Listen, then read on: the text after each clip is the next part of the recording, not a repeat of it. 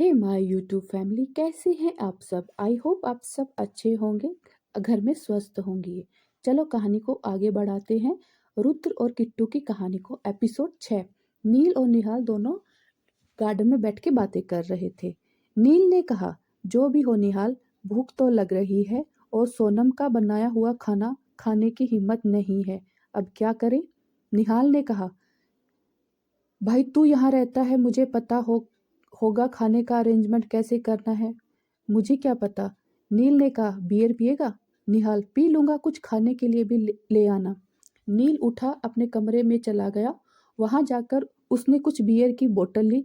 फिर नील किचन में गया। वहां जाकर उसने पनीर लिया और कुछ सब्जियां ली और वापस गार्डन में आ गया।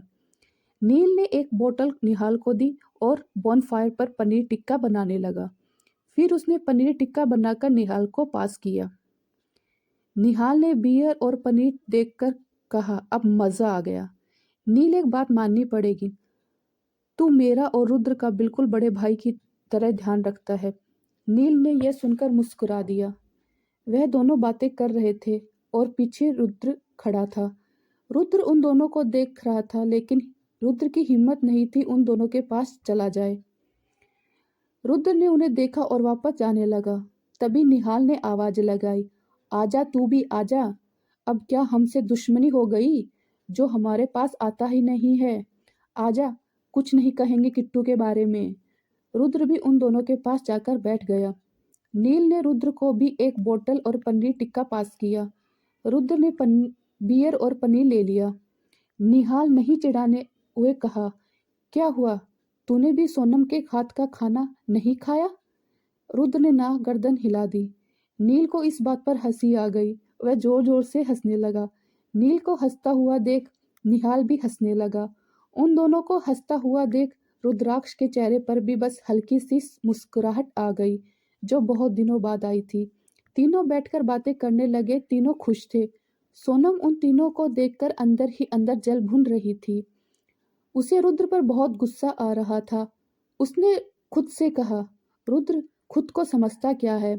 जब इसे खाना खाना ही नहीं था तो इसने मुझसे बनवाया क्यों।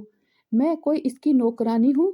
मेरे पापा ने मेरे पीछे 10-10 नौकर रखे हैं और मैंने इसके कहने पर खाना बनाया, और यह तीनों मेरा ही मजाक बना रहे हैं। देख लूंगी तीनों को। यह बात बोलकर सोनम पैर पटक कर वहां से चली गई। तीनों बातें कर रहे थे, तभी निहाल ने रुद्र की तरफ देखकर कहा, कल अवनी आ रही है। यह बात सुनकर नील का चेहरा उतर गया। नील का उतरा हुआ चेहरा रुद्र और निहाल दोनों ने नोटिस किया। अवनी निहाल की छोटी बहन थी, जो कनाडा में अपने पेरेंट्स के साथ रहती थी। निहाल ज्यादा बिजनेस इंडिया में था, इसलिए निहाल इंडिया में रहता था। अवनी भी पहले इंडिया में अपने भाई निहाल के साथ रहती थी, पर 2 साल पहले वो कनाडा वापस चली गई।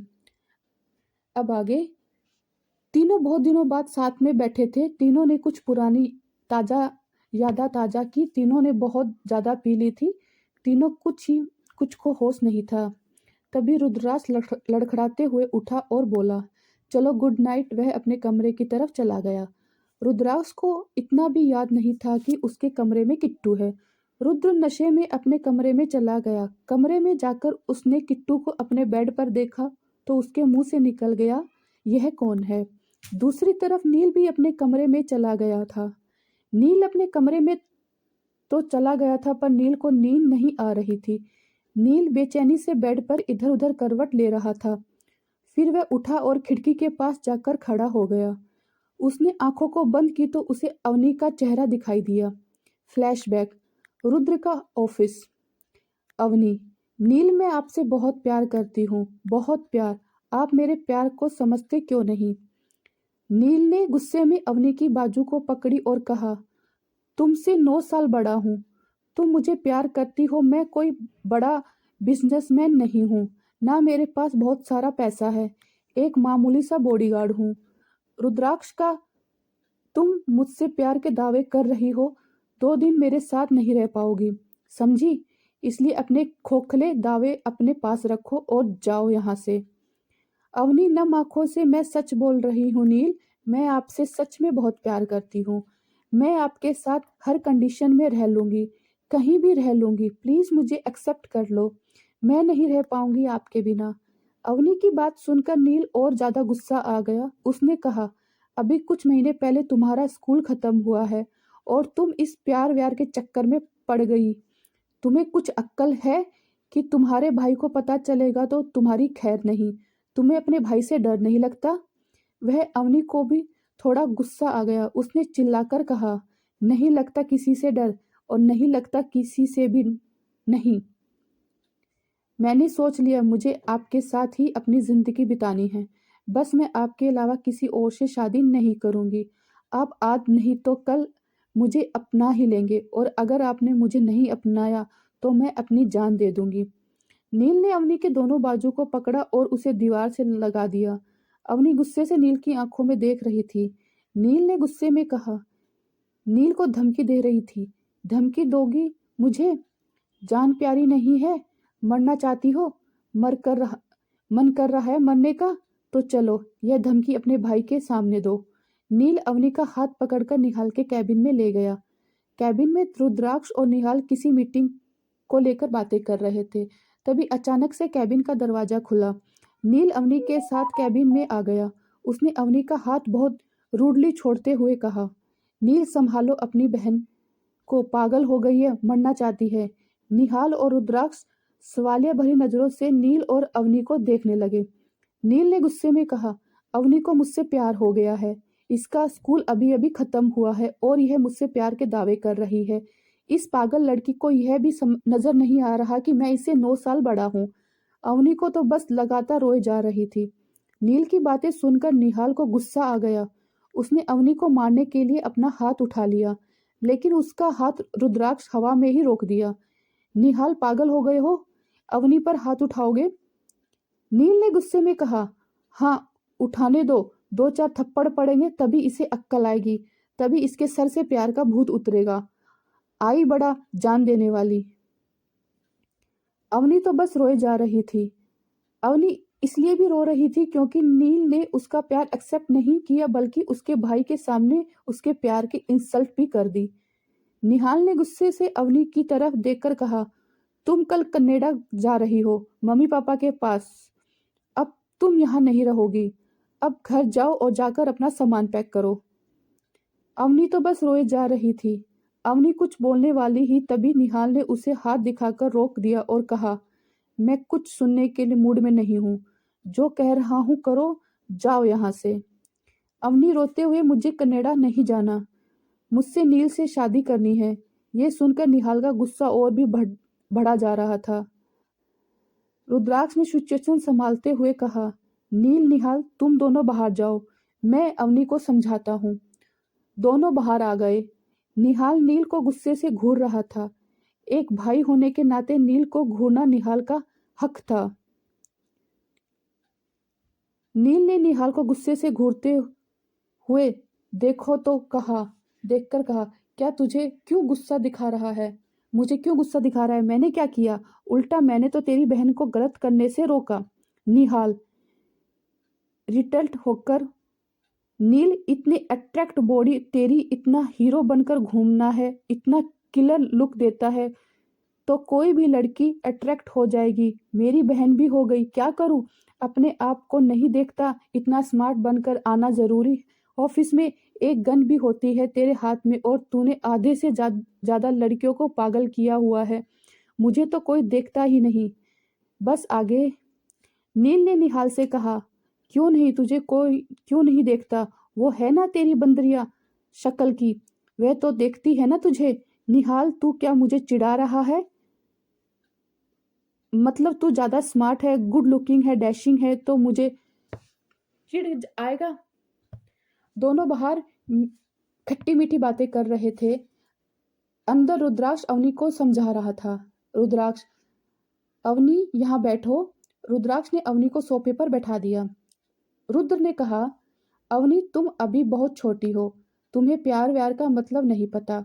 अवनी, नील की पर्सनैलिटी थोड़ी अट्रैक्टिव है, इसलिए तुम उस पर अट्रैक्ट हो रही हो। इसका मतलब यह नहीं कि तुमसे प्यार करने लगी।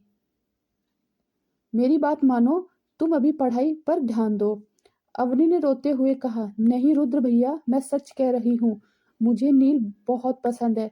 भैया आज से नहीं, भैया 4 साल से पसंद है, जब मुझे प्यार का मतलब ही नहीं पता था। भैया आप मेरी बात समझो, प्लीज भैया, मुझे कनाडा नहीं जाना, मुझे नील के पास रहना है। रुद्र ने लाख समझाने के बाद भी अवनी अपनी बात पर अड़ी रही।